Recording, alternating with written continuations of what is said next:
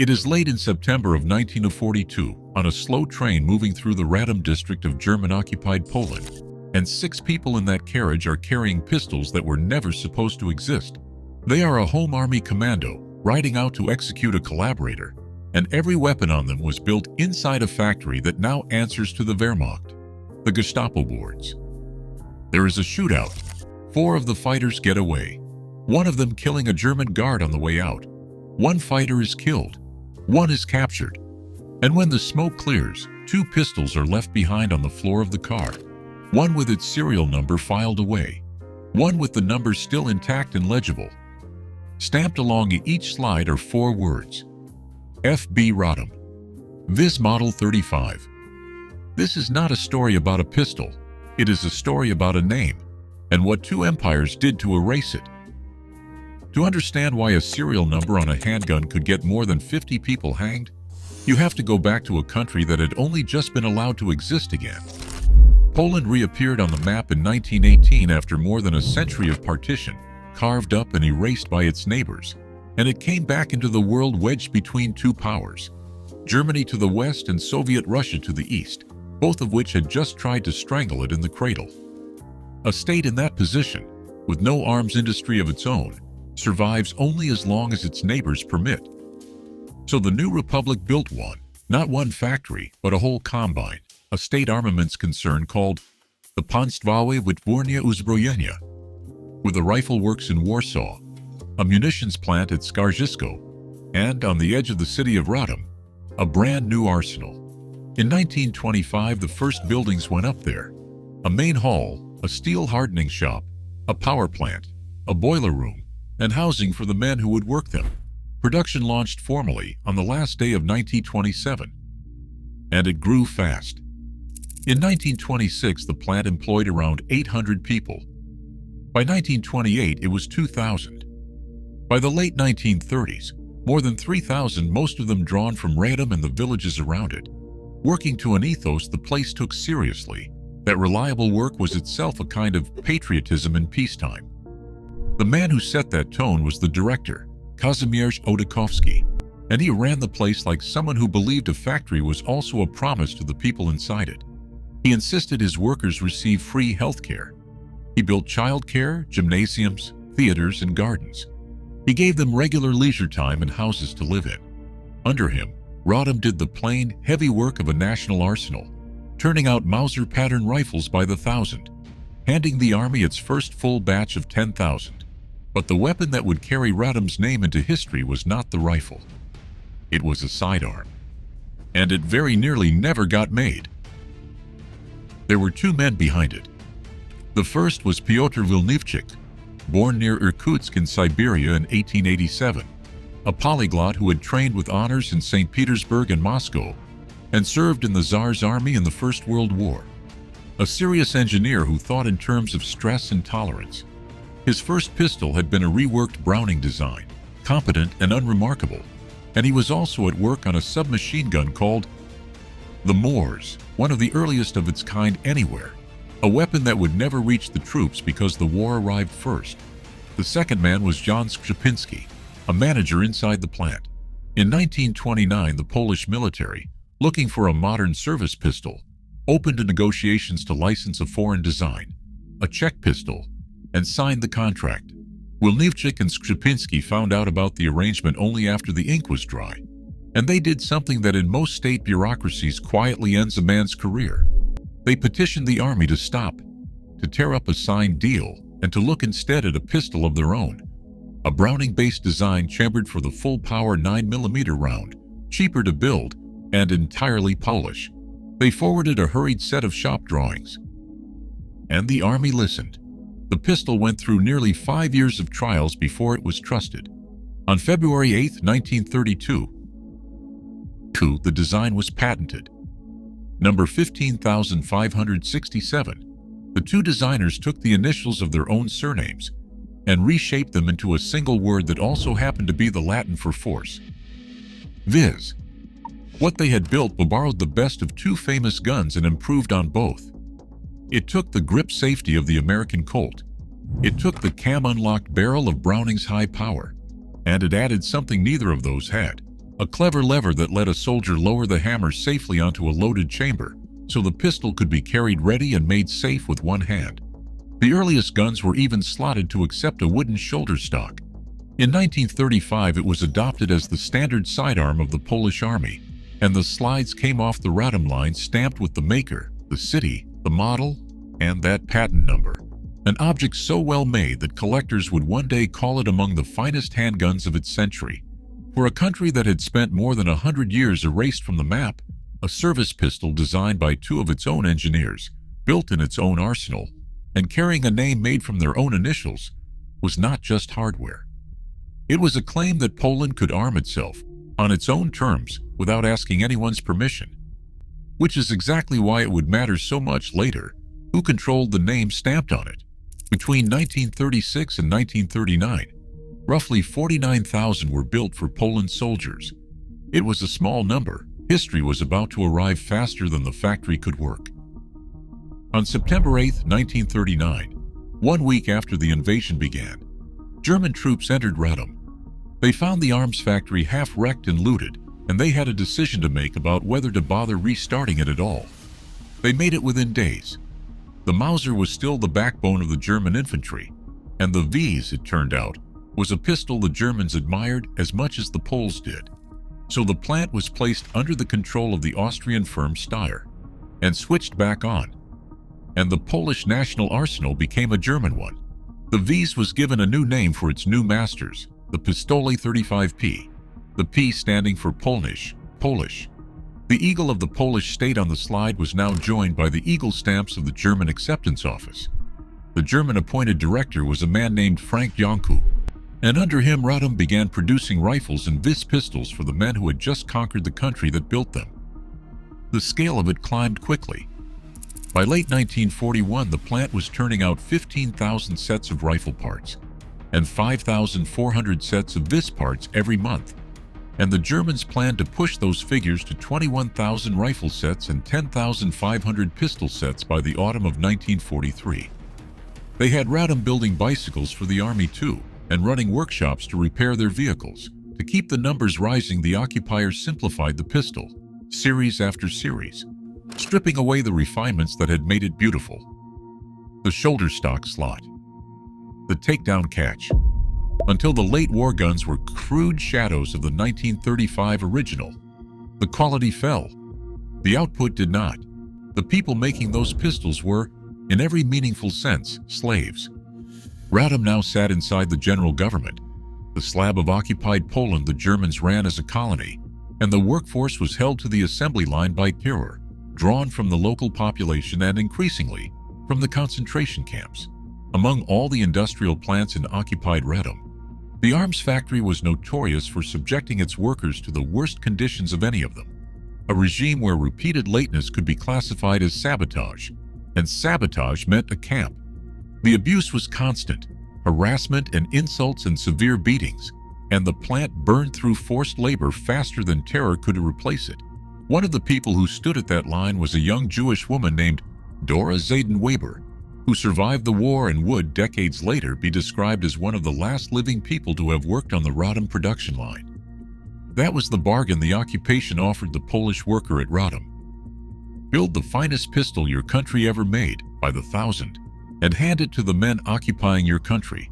The finest pistol Poland had ever built was now arming the occupation, one component at a time, made by the hands of the occupied. And those hands had already started to do something about it. By 1942, the theft was systematic. Workers pocketed parts, a few at a time, walking them out past the guards. Others did something more dangerous and more clever. They stamped out duplicate serial numbers, so that a pistol leaving through the front gate on a German manifest could have a hidden twin leaving through the warehouse. One man who was there described how it worked, how a worker sent on a supply run to fetch steel or oxygen would linger by the truck while his partner slipped into the steel warehouse, where members of the resistance from the assembly line had already hidden finished Vis pistols among the shelves. The barrels, the one part almost impossible to make in secret, were produced in clandestine workshops in Warsaw and at the Huta Ludwików works in Kielce. Assembled underground, several hundred of these pistols reached the Home Army. They were carried in partisan attacks. They were used in the defense of the Warsaw Ghetto. They were used in 1944 in the Warsaw Uprising itself. Think about what that meant on the barricades. A fighter in Warsaw in the summer of 1944, holding off German armor with a pistol in his fist, might be gripping a vices that had been built inside a German-controlled factory 100 miles away by a Polish worker who had risked the gallows to walk it out one part at a time. The occupier's own arsenal was arming the rising against the occupier. It is one of the strangest supply chains of the entire war, and it ran on nerve, on friendship, and on those duplicated numbers. And then it comes back around to that train. The 6-person commando in September 1942 was armed with these smuggled pistols, and when the shootout ended, 4 fighters had escaped, 1 lay dead, and 1 was in German hands, along with 2 of the cloned pistols.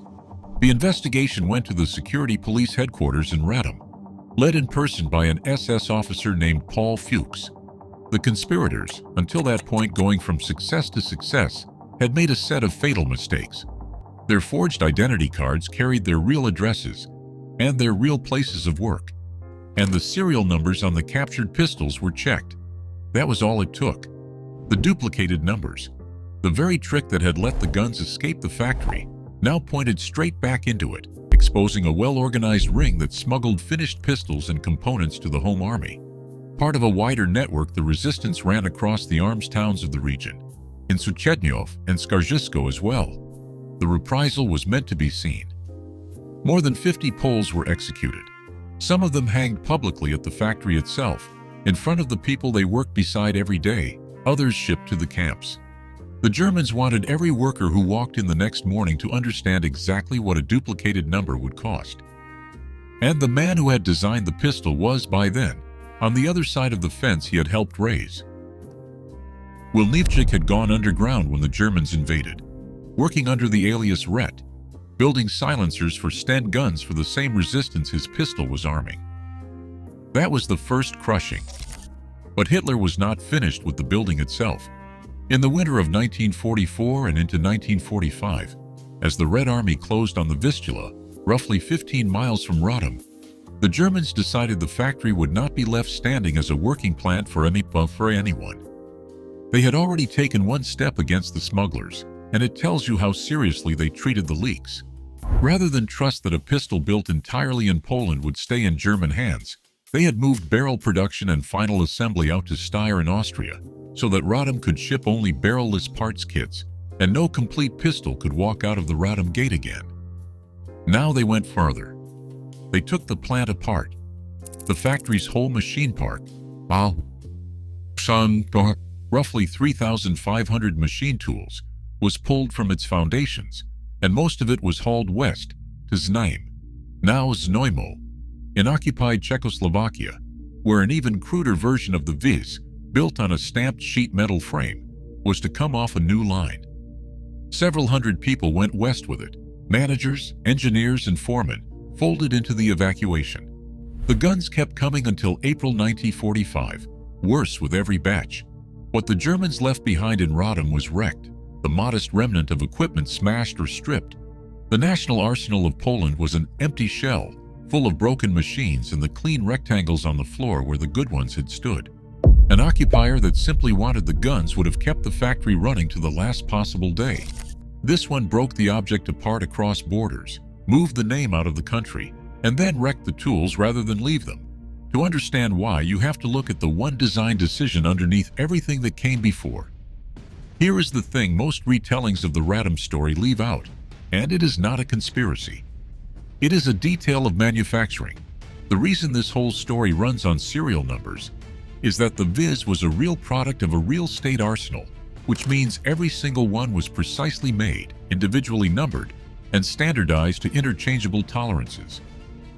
That was its glory. It was also its vulnerability. A weapon that is truly standardized is a weapon that is truly traceable. And the same discipline that made the Viz one of the best pistols in the world is exactly what made the smuggling ring possible to run. And once the Germans thought to check a number, fatal to be caught in. The number was the strength, and the number was the noose. And it explains the occupier's strangest behavior. The part that looks like paranoia, until you see the logic. The Germans did not only kill the people, they attacked the mark itself.